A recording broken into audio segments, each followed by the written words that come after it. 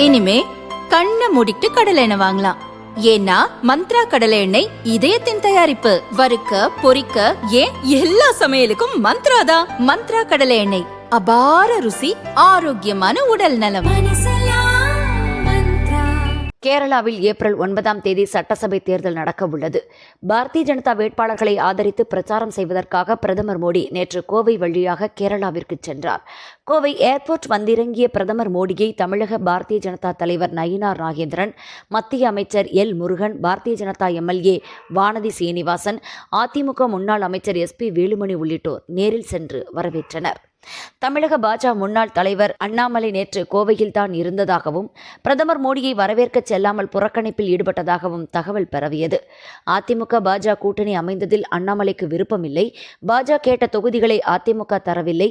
அண்ணாமலை தேர்தலில் போட்டியிட விரும்பியும் பாரதிய ஜனதா தலைமை அவரை போட்டியிட அனுமதிக்கவில்லை.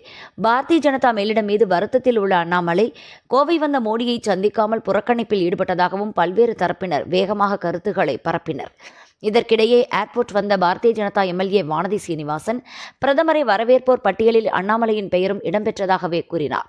அவர் ஏன் வரவில்லை என எனக்கு தெரியவில்லை, விசாரிக்கிறேன் என கூறினார். இந்நிலையில் பிரதமர் மோடியை வரவேற்போர் பட்டியலில் அண்ணாமலையின் பெயரே இடம்பெறவில்லை. அப்படி இருக்கையில் அவர் எப்படி ஏர்போர்ட் செல்ல முடியும்?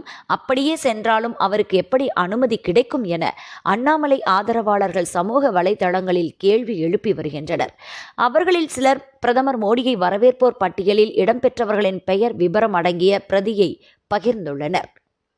அதில் நயினார் நாகேந்திரன், எல் முருகன், வானதி, வேலுமணி, அருண்குமார், சண்முகவேலு என பாரதிய ஜனதா தலைவர்கள், NDA கூட்டணி கட்சி தலைவர்கள் 19 பேரின் பெயர்கள் மட்டுமே இடம்பெற்றுள்ளன. இப்படி அனுமதி பட்டியலில் அண்ணாமலை பெயர் இடம் பெறாத போது அவர் பிரதமர் மோடியை புறக்கணித்ததாக கூறுவது எந்த வகையில் நியாயம்? பிரதமர் மோடியை வரவேற்போர் பட்டியலை தயாரித்தது யார்?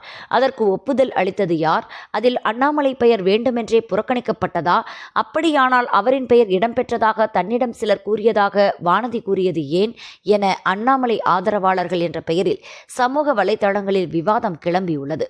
மோடியை வரவேற்போர் பட்டியலில் அண்ணாமலையின் பெயர் இடம் பெறாதது குறித்து ஒரு சில ஊடகங்களும் செய்தி வெளியிட்டுள்ளன. இதில் யார் சொல்வது உண்மை? உண்மையிலேயே அந்த பட்டியலில் அண்ணாமலை பெயர் இடம்பெற்றதா அல்லது ஆதரவாளர்கள் கூறுவது போல் அவர் புறக்கணிக்கப்பட்டாரா? அண்ணாமலை பிரதமர் மோடியை புறக்கணித்தாரா அல்லது அண்ணாமலையை தமிழக பாஜக நிர்வாகிகள் வேண்டுமென்றே புறக்கணித்தனரா என பலரும் கேள்வி எழுப்பி வருகின்றனர். அதனால் இந்த விவகாரம் தமிழக அரசியலில் விவாத பொருளாகியுள்ளது. இல்லை நான் வந்த உடனே நான் கேட்டேன், அண்ணாமலை எப்போ வராருங்க அப்படின்னு கேட்டேன். அதுக்கப்புறம் இல்லை லிஸ்ட்டில் வந்து நாங்கள் எல்லாம் போட்டு தான் அனுப்பிச்சோம், அவர் தான் வந்து வரல அப்படிங்கிற ஒரு தகவல் வந்தது. நான் என்னென்னு கேட்குறேன், நம்பிக்கிட்ட கேட்குறேன்.